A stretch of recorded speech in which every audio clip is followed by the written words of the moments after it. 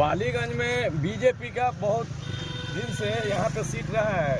कुछ दिन तो जदयू को दिया गया, उसके बाद में उससे भी छीन करके रामविलास आर को दिया गया। इस पर आप क्या कहेंगे?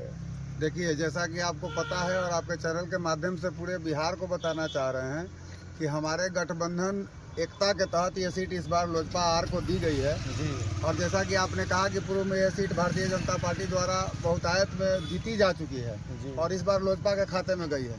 तो पिछली बार ये सीट हम लोग हार गए थे, महागठबंधन के उम्मीदवार यहाँ से जीते थे और वो भूल इस बार पालीगंज की जनता नहीं करने जा रही है। और इसका रिपोर्ट या ज़मीनी रिपोर्ट तो आप तो क्षेत्र में घूम रहे हैं, आपको पल पल मिल रहा होगा। जनता जिस तरह से इस बार जागरूक हुई है और 5 साल जिस तरीके से इस विधानसभा का प्रतिनिधित्व महागठबंधन के विधायक ने किया है, जिस तरह से कमीशन खोरी किया है, वो हर जगह, हर गली, हर नुक्कड़, हर चौराहे पे दिख रही है।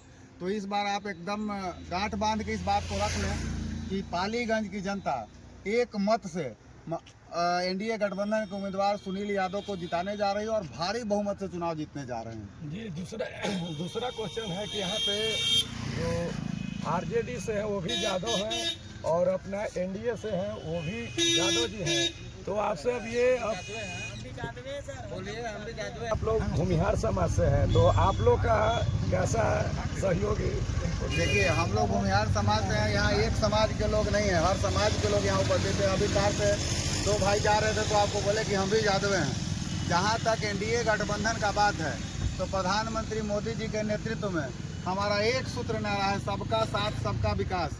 और इस नारे को अगर विश्लेषण करें इस नारे का, तो उसके अंतर्गत आपको इतना बता सकते हैं कि जब सबका साथ और सबका विकास है तो ये सड़क जिस पे अभी हम लोग खड़े हैं, तो ये भारतीय जनता पार्टी और एनडीए की सरकार द्वारा बनाई गई है। तो ये नहीं कही गई है कि इस पे केवल भूमिहार चलेंगे, यादव नहीं चलेंगे। तो सरकार की जो भी योजनाएं हैं वो एक जात विशेष के लिए हमारे यहाँ या एक धर्म विशेष के लिए नहीं है। न मोदी जी वैसी राजनीति करते हैं, न पिछले 20 साल में नीतीश कुमार वैसी राजनीति किए हैं। तो इस बात के लिए पूरे बिहार वासी और पूरे भारतवासी आश्वस्त हैं कि हम लोग जात की राजनीति नहीं, जमात की राजनीति करते हैं।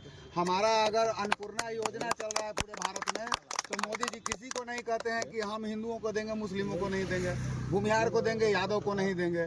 अगर मुद्रा योजना चल रही है इस देश में, तो वहाँ भी नहीं है कि इस जात को देंगे, इस जात को नहीं देंगे। बिहार भारत में जो अति पिछड़ा वर्ग है, जिसके पास विकास आज तक नहीं पहुंचा था, उसके लिए तो प्रधानमंत्री जी ने पिछले साल विश्वकर्मा योजना इस देश में लाने का काम किया, जिससे विश्वकर्मा से रिलेटेड कितने लोग लाभान्वित हुए, हजारों हजार इस भारत में लाभान्वित हुए हैं। 82 करोड़ लोगों को भोजन दिया जा रहा है इस देश में, तो वहाँ भी जात पूछ के नहीं दिया जा रहा है। करोड़ों लोगों को आवास योजना से जोड़ा गया है, घर दिया गया है, तो वहाँ भी जात और धर्म पूछ के घर नहीं दिया जा रहा है।